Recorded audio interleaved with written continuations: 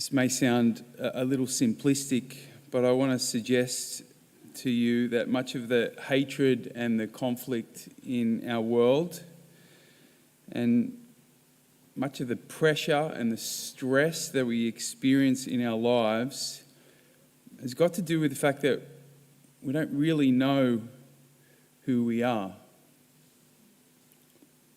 And not knowing who we are leaves us fundamentally insecure, which is a very unpleasant place to be. And so what we tend to do naturally, just as a way of coping, is to compensate, to try and create our security. And we do that in all kinds of ways, right? All the classic ways, like achievement and power and control and financial gain. Even our religious activity can be a way that we compensate for insecurity. We adopt all kinds of ways of trying to save ourselves, right? Which usually cause us to become more and more self-centered. And it's that self-centeredness, that way of trying to compensate for that deep insecurity that causes tension and stress and conflict and hatred and all kinds of darkness.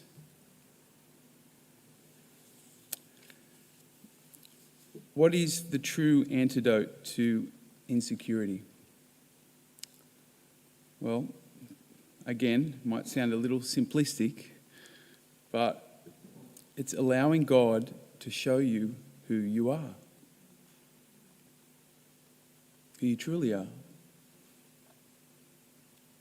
This is really what the whole Christian life is about. It's stepping into the truth of who God has created us to be and who God has redeemed us to be as a son and a daughter of God, as we were reflecting on the weekend.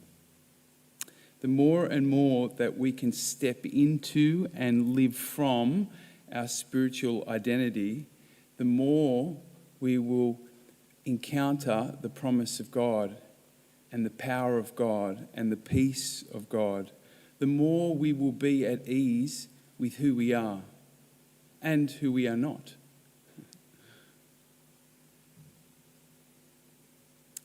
There's a peace that can only come from knowing who we are. And you only know that when you start to know who you are. There's no other way of knowing it.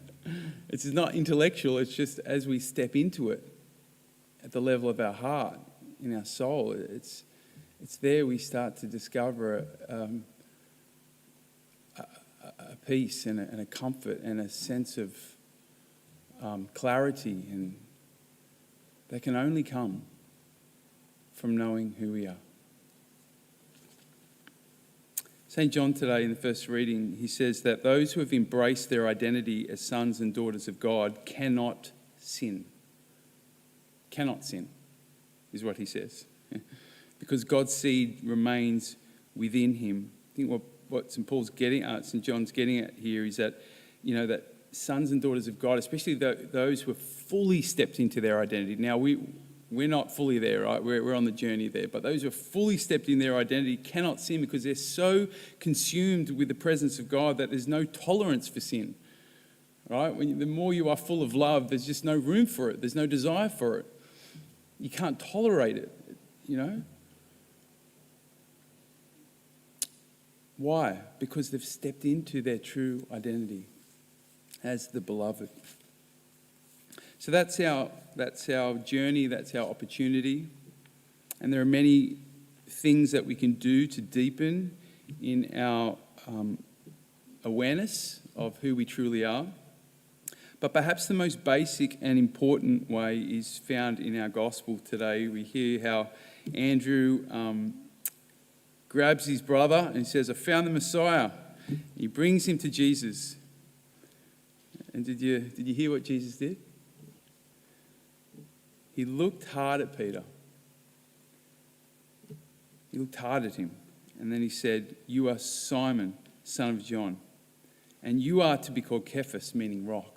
Jesus looked hard at him and he saw the truth of who he was. And he called it out of him. He says, "This is who you really are." See, only Jesus can reveal the truth of who we are. Only Christ knows, huh? That's how we discover it. In our prayer, we need to allow God, we need to allow Christ to look at us, look hard at us.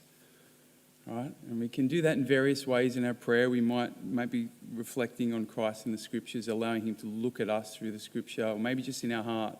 We just allow Christ to look hard at us. And it's in that exchange between us looking at Christ looking hard at us. It's in that exchange that we are awakened more and more to the truth of who we really are.